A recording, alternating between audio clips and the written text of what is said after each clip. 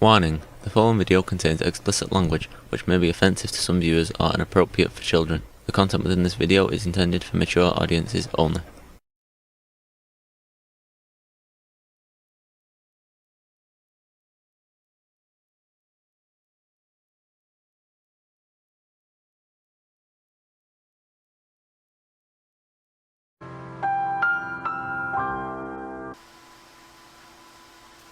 Hello and welcome to this video.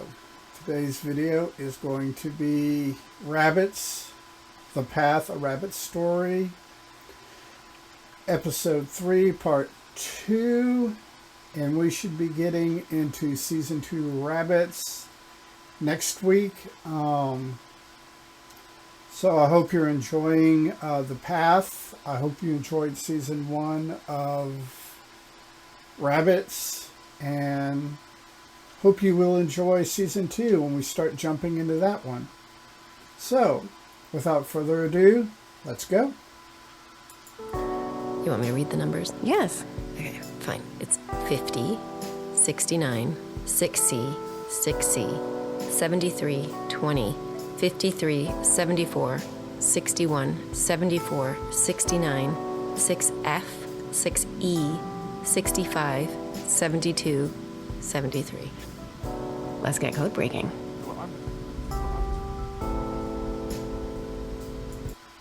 Code breaking is always fun. In fact, I have a little cipher of my own that I occasionally use to post on Facebook. And to the best of my knowledge, no one has figured out the cipher yet. So it's always fun to play with things like that. We tried every type of numerical code, longitude and latitude coordinates, substitution ciphers, but we finally found something when we tried a hexadecimal code converter. That resulted in 2 words: Pills Stationers. We looked it up, thinking it was probably just a nonsense phrase, but we found something. A business called Pills Stationers. Included with the search results that gave us the name of the business was the address. Now, I imagine for efficiency of time within the scope of a podcast or radio drama or whatever you want to call this, that the ordeal of breaking the code was something that takes like hours and hours, if not days and months to do. Look at the Zodiac Killer's ciphers, how long it took to break some of those. So yeah, I imagine for brevity, that was all condensed down into like a couple seconds. So yeah, I imagine it's not the easiest thing. What are you doing? Putting on my coat? We have to go check it out. Yeah, do we though? You know I'm going, and you also know you're not going to let me go alone, so grab your fucking coat and let's go.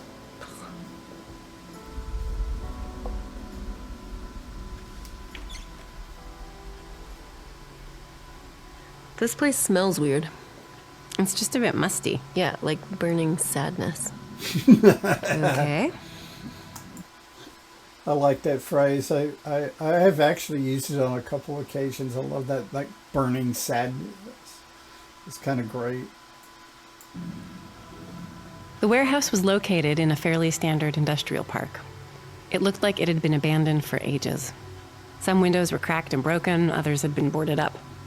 I tried the front door, and it was unlocked. The door opened into a wide hallway. Along both sides of the hallway were a series of doors spaced roughly 10 yards apart.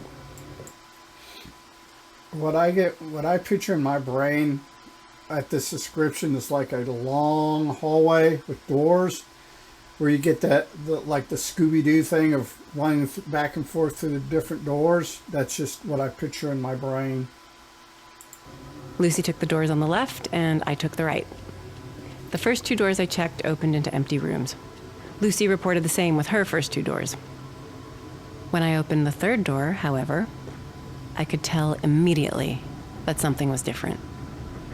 Unlike the first 2 rooms, this one was occupied. Whoa. I called out for Lucy as Brenner pulled me into the room. Brenner? What the hell are you doing here? You can't be here. Veronica, I'm fine. are these the ones who kidnapped you? I wasn't quite kidnapped, but yeah, it's them. You have to leave, now, before he finds you. I'm afraid I'm already here. Shit. We didn't contact her, Takahashi. She found us on her own. This is extremely unfortunate. Please. You have to believe us. We would never disobey. Takahashi, please. At that point, something happened. I heard the sound of a powerful hum, a deep vibration, and a few seconds later, I drifted back to consciousness from somewhere black and empty. I was alone.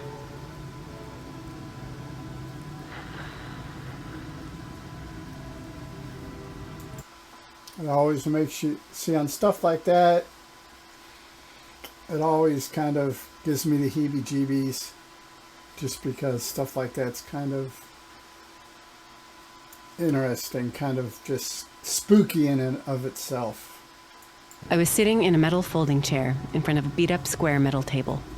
On the table sat a green analog phone, something from the 1970s. It was plugged into the wall. The walls were gray. They appeared to have been carved out of some kind of stone.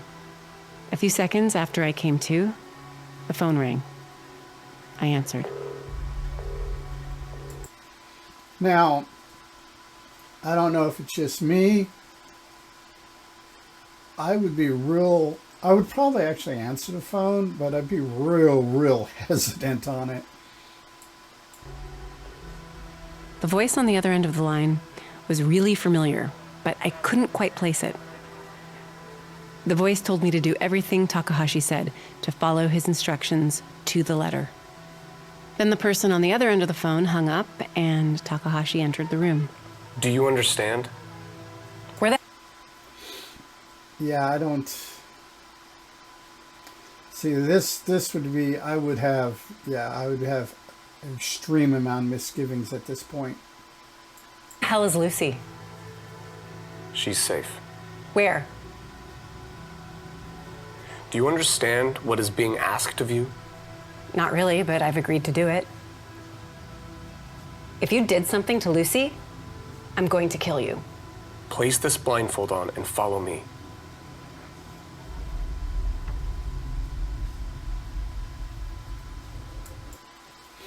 Yeah, more red flags, people, more red flags. Takahashi led me out of the room. I was blindfolded, so I couldn't see, but I could hear and smell the world around me. The sound of my feet on the floor reverberated. It sounded like I was moving through some kind of large warehouse space. The smell of damp, smoky metal hung over everything. I had the feeling there was something toxic in the air, and I was happy when, a few minutes after walking through a series of labyrinthian rooms and corridors, we finally stepped out of the building and Takahashi removed my blindfold. So it makes you wonder, were they still in the same warehouse, or had they went to a different type of warehouse or a different place in Seattle?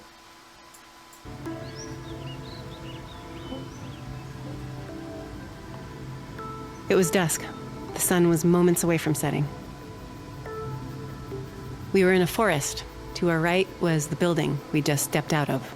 A gray, glass, and concrete mid-century affair that looked like something right out of a Russian science fiction movie. Straight ahead of us and to our left was nothing but dense forest as far as the eye could see. I get Fallout vibes when she says, a Russian Fallout movie type, post-apocalyptic thing. I get the video game Fallout. Some of the imagery that's in that game or those series of games is kind of what I imagine. Where is this place? It's special. We're somewhere else, for lack of a better term. Okay. What are we doing here? You're going to attend a meeting. What? Where? There. He turned around 180 degrees and pointed straight ahead to a wide clearing. In the middle of the clearing sat a silver Airstream trailer. A small model. I think they call it the Bambi or something. It looked old. Lived in. A warm oval of yellow light was visible through a small window. Yeah, that's kind of interesting. Yeah, it's more invoking of kind of Fallout vibes there. It felt welcoming, in a strange dreamlike way. Something about the trailer reminded me of the voice on the phone earlier. The voice that had told me to follow Takahashi's instructions. The voice was so familiar. Where had I heard it before? We don't have much time. What do you mean? You'll find out more inside, but you'll have to hurry. No harm will come to you there. Are you sure? Yes. I don't know. I wouldn't be real reassured by him telling me that nothing's going to happen to me in or outside of the trailer. It just, those things that happen.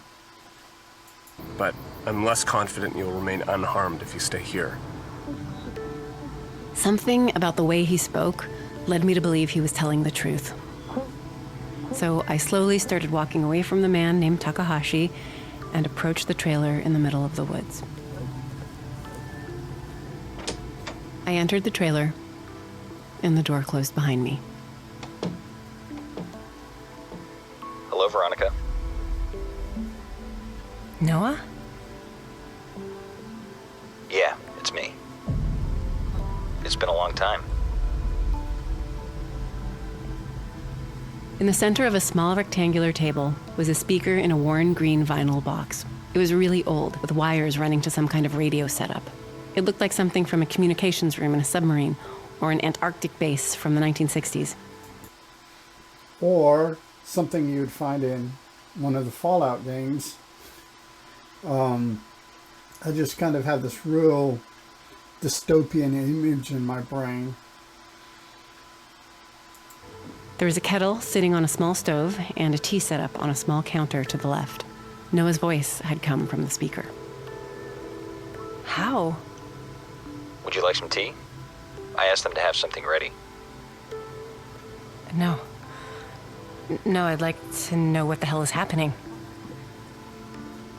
I'll tell you, I promise, but let's have a cup of tea together, okay?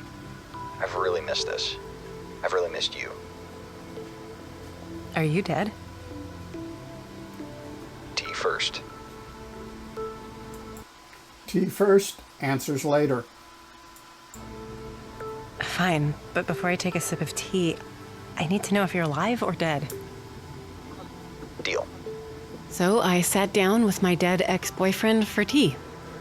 Me in a trailer in the middle of the woods, him a disembodied voice on a speaker. And yeah, as you can clearly hear on this recording, I wasn't making this shit up. Noah was there, or at least somewhere. What happened? Why are you talking to me here in the middle of the woods? I've come a long way to speak with you. Please, talk. Do you recognize this place? No? Anything at all?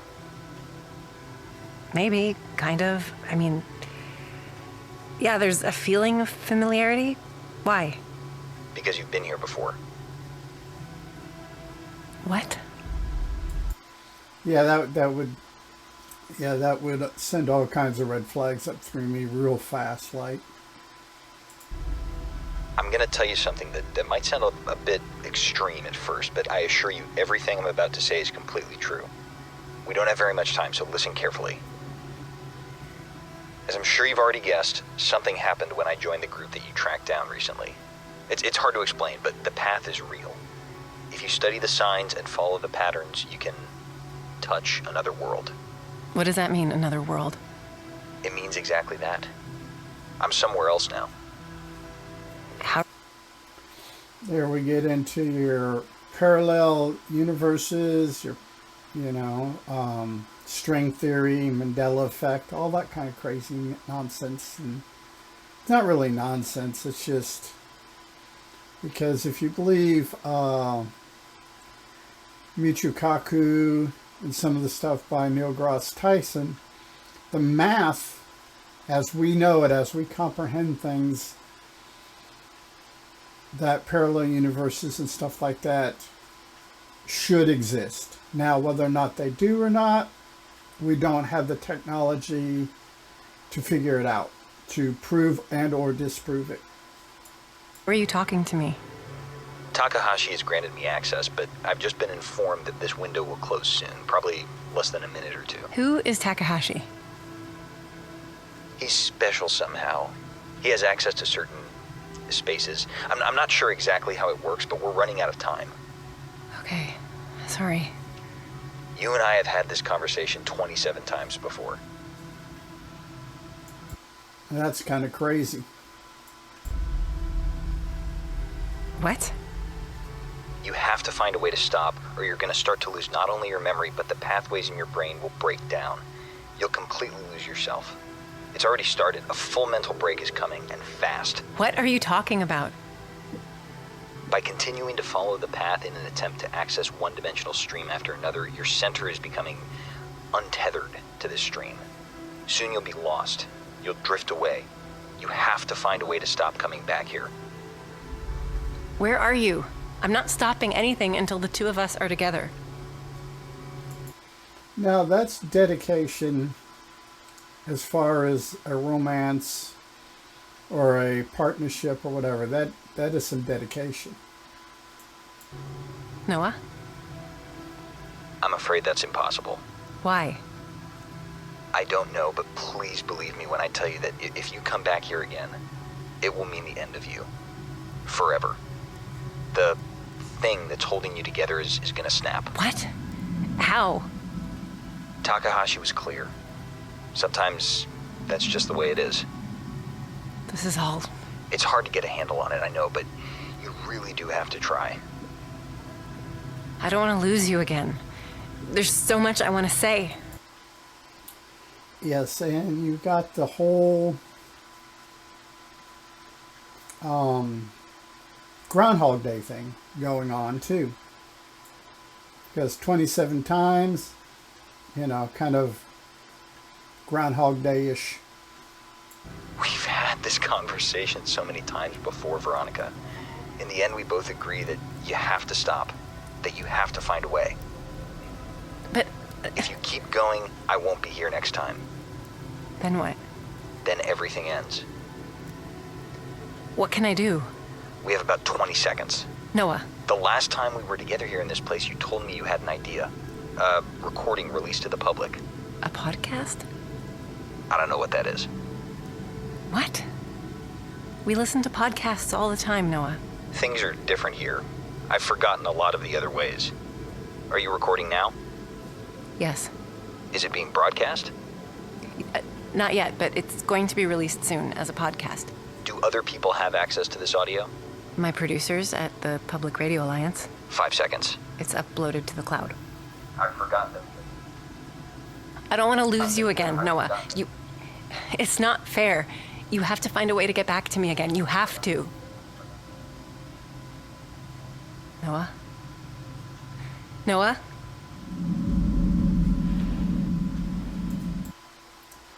Now, you have to understand does she quit and give up, or does she basically unmake herself? Or go completely insane, one of the three. He's gone. Bring him back, please. That's impossible. No, there has to be a way. You know what you have to do. Please. If you don't find a way to stop coming back here, you're going to lose yourself forever. Do you understand? Yes. Good. Now please fall asleep.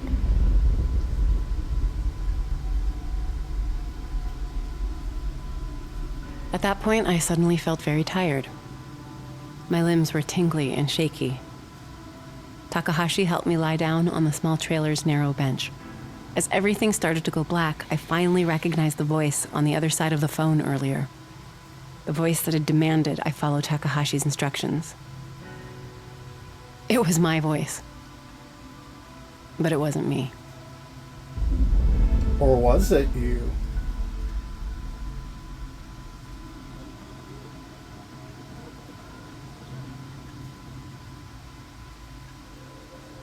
You've been listening to The Path, a rabbit story. I'm Veronica Dale. Stay safe.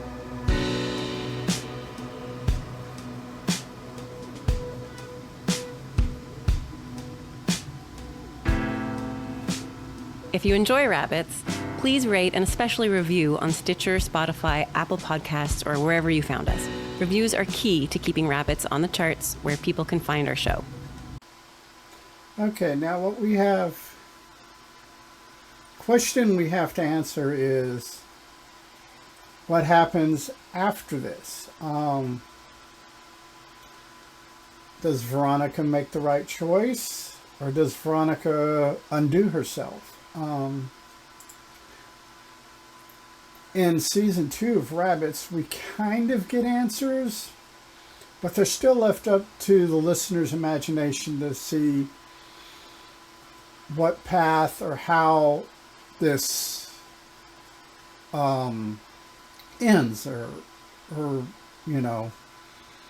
goes through, goes and becomes, what happens. It's hard to try to put it in words because I don't want to spoil anything in season 2. The cast of characters in season 2 are different from The Path and season 1, though you get cameos from some of the characters from season 1, and if I remember correctly, we get a couple cameos from characters in The Path. But I could be wrong on that. I'm not 100% sure. But basically, season 2 explains some of the stuff in better detail from The Path. But Cherry Miles and the wonderful people that do this leave a lot for you to build in your own imagination. So, until next time, everyone be safe, be cool, have fun, peace. Hey, it's 10 p.m. Do you know where your children are?